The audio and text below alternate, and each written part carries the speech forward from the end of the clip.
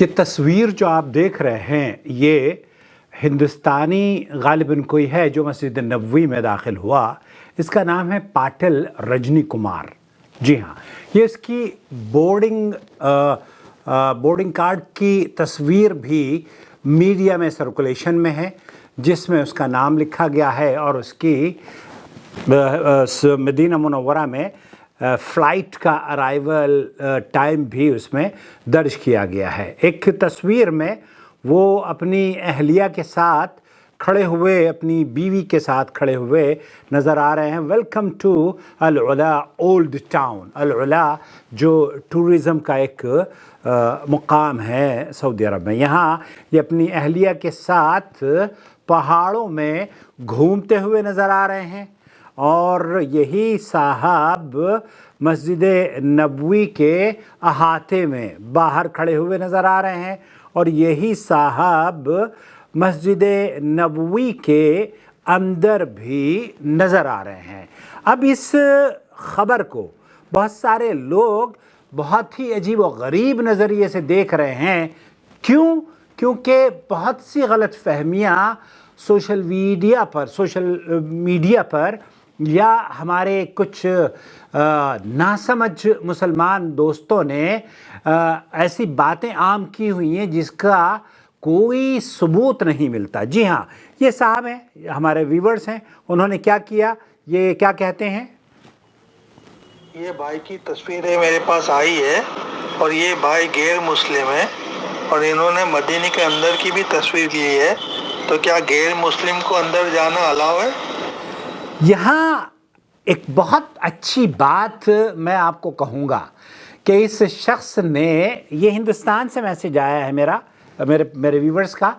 انہوں نے جب بھی اس وزٹر کی بات کی ہے، اس بھائی کا تذکرہ کیا ہے، یہ بھائی مدینہ منورہ میں گیا ہے، یہ بھائی مسجد نبوی میں گیا ہے، یہ بھائی سعودی عرب میں گیا ہے. اس سے پتہ چلتا ہے کہ ہندوستان کے اندر جتنے بھی لوگ رہتے ہیں ان کے دلوں میں کس قدر بھائی چارہ ہے،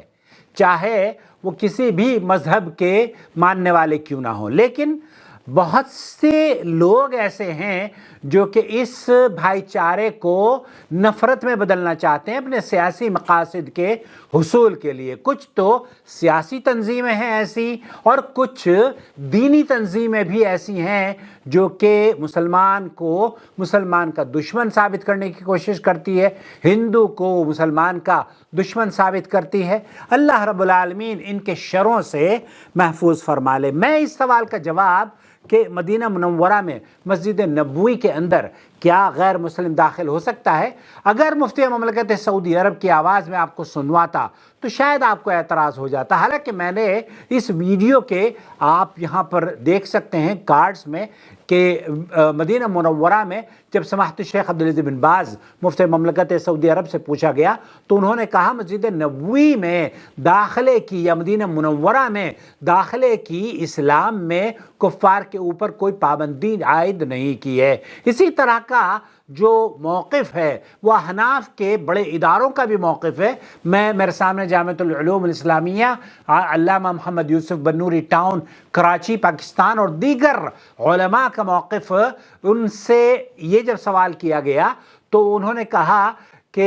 یہاں دیکھیے، انہوں نے اپنی ویب سائٹ پہ یہ بتایا کہ کفار کے اعضاء اور کپڑے ظاہری طور پر پاک ہوں تو ان کو مسجد حرام اور مسجد نبوی سمیت تمام عام مساجد میں آنے کی اجازت ہے. رسول اکرم صلی اللہ علیہ وسلم نے خود بنو ثقیف کے وفد کو جو کہ غیر مسلم تھا مسجد میں ٹھہرایا اور یہ بھی ارشاد فرمایا ان الارض لا تنجس انما ینجس ابن آدم، یعنی شرک کی نجاست سے زمین ناپاک نہیں ہوتی، آدمی ناپاک ہوتا ہے. اسی طرح مختلف کفار و مشرکین کا مسجد نبوی میں رسول اکرم صلی اللہ علیہ وسلم کی خدمت میں حاضر ہونا اور بعض کفار کو مسجد نبوی میں قید کرنا بھی ثابت ہے. مثلا اہل یمامہ کے سردار حضرت ثمامہ ابن عثال رضی اللہ تعالی عنہ کو حالت کفر میں جب قید کیا گیا تو انہیں مسجد نبوی کے اندر لا کر ایک ستون سے باندھ دیا گیا تھا،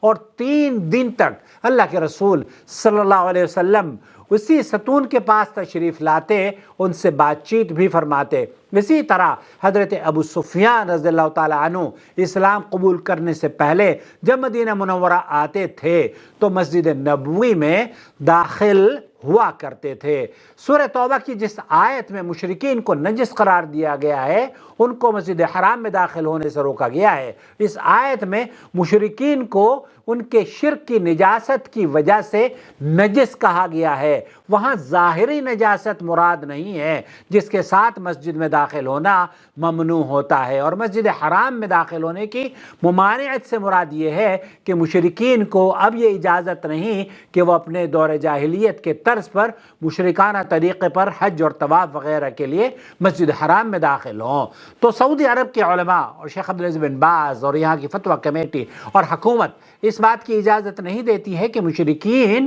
کفار مکہ کہہ رہا ہوں یا کافر جو ہیں وہ مکہ کے اندر داخل ہوں، بلکہ کافروں کے جب آپ مکہ مکرمہ جاتے ہیں تو وہاں پر سائن بورڈ لگے ہوئے ہیں کہ اس طرف آپ مکہ مکرمہ میں جو کافر یہاں پر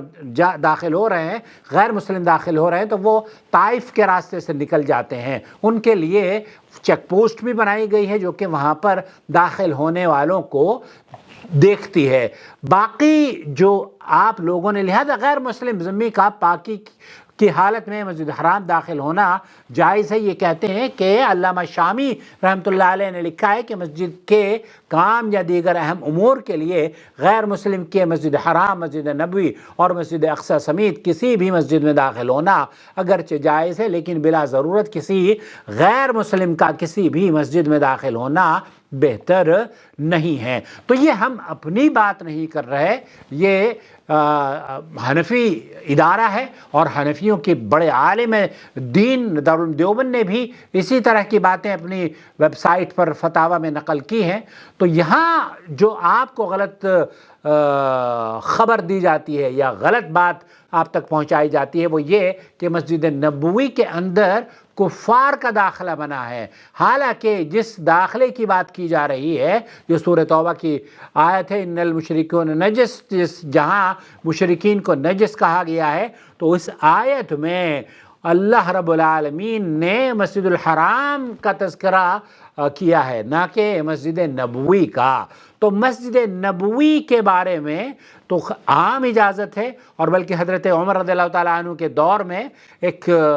نصرانی تھا جو شکایت لے کر پہنچا نبی کریم صلی اللہ علیہ وسلم امیر المومنین حضرت عمر فاروق کے پاس، تو اس کو بھی حضرت عمر نے یہ بھی اجازت دی تھی کہ وہ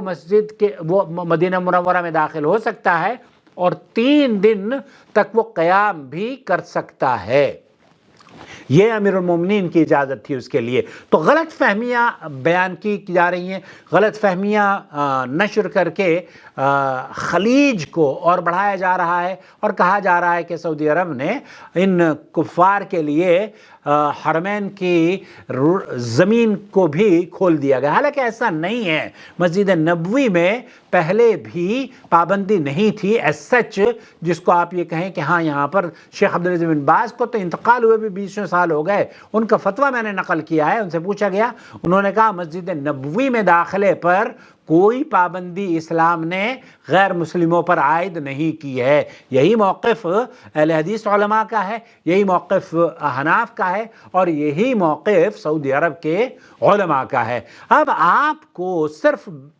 جو بات میں آپ تک پہنچانا چاہتا ہوں وہ یہ کہ اللہ کے لیے وہ روش چھوڑ دیجئے کہ جناب کوا لے کے چلا کان، آپ کان کو نہیں دیکھتے، کوے کو دیکھنا شروع کر دیتے ہیں۔ آپ کے علماء یہ کہتے ہیں کہ مسجد نبوی میں داخلے پر کوئی پابندی عائد اسلام میں نہیں ہے۔ اپنا بہت خیال رکھیں اور غلط فہمی سے اپنے آپ کو پاک رکھیں۔ اللہ رب العالمین سے دعا ہے جس امن اور سلامتی کو دیکھنے کے لیے یہ کفار یا مشرکین یا غیر مسلم سعودی عرب میں داخل ہو رہے ہیں، اللہ رب العالمین ان کے دلوں میں توحید کی نعمت، توحید سے محبت ان کو عطا فرما۔ اور یہ کوئی پہلا موقع نہیں ہے یہاں لاتعداد غیر مسلم داخل ہوئے، لاتعداد لوگ، بلکہ ایک غیر مسلم تو وہ جہاں جو سعودی بادشاہ کا گھر ہوا کرتا تھا کنگ فہد کا، قصر السلام، اس کے قریب اس کی ایک بوٹ میں وہ سفر کر رہا تھا، وہاں پر اس کی بوٹ خراب ہو گئی، اور جب وہ بوٹ خراب ہو گئی تو کنگ فہد کی سیکیورٹی نے دیکھا کہ اس کی بوٹ خراب ہو گئی، تو اس کو بتایا گیا کہ جناب، اسے پھر کنگ کے پاس جب اطلاع گئی کہ یہ کوئی باہر کا آدمی ہے، غیر مسلم ہے، تو کنگ فہد نے اس کو کہا کہ اس کو بلا لاؤ، اور اپنے مہمان خانے میں اس کو رکھا اور ضیافت کری۔ جب وہ ضیافت سے متاثر ہوا، دیکھا کہ کنگ فہد نے یا سعودی عرب کے مسلمانوں نے یا سعودی عرب کے ذمہ داران نے اس کی ضیافت بھی کی، اس کی بوٹ بھی صحیح کروائی، اور اس کو امن اور سلامتی کے ساتھ تحفے تحائف دے کر واپس کیا، تو جب یہ ماحول دیکھیں گے وہ یقیناً وہ شخص مسلمان ہو گیا۔ تو یہ صاحب بھی کمار ہوں یا جگموہن ہوں یا کوئی بھی ہوں، اگر اسلام میں کسی بھی مسجد میں داخلے پر پابندی نہیں ہے، آپ کے یہاں تو آپ کی مساجد میں تو عورتیں بھی داخل نہیں ہوتی یار، آپ دلی کی جامع مسجد لے لیجئے، دلی کی جامع مسجد ہو یا لاہور کی جامع مسجد ہو، آپ کے یہاں عورتوں کی نماز پڑھنے کی اجازت بھی نہیں ہے بعض مساجد میں۔ تو اللہ کا خوف کیجئے اور یہ کوشش کیجئے کہ مساجد کے دروازے آپ مسلمان اور غیر مسلموں کے لیے کھول دیں، خاص طور پر مسلمان خواتین کے لیے تو کھول دیں۔ اللہ کے بندو، اللہ تعالیٰ اس ویڈیو کو صحیح خبر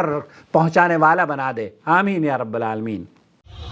شهر رمضان الذي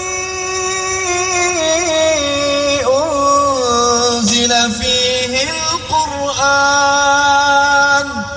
هدى للناس وبينات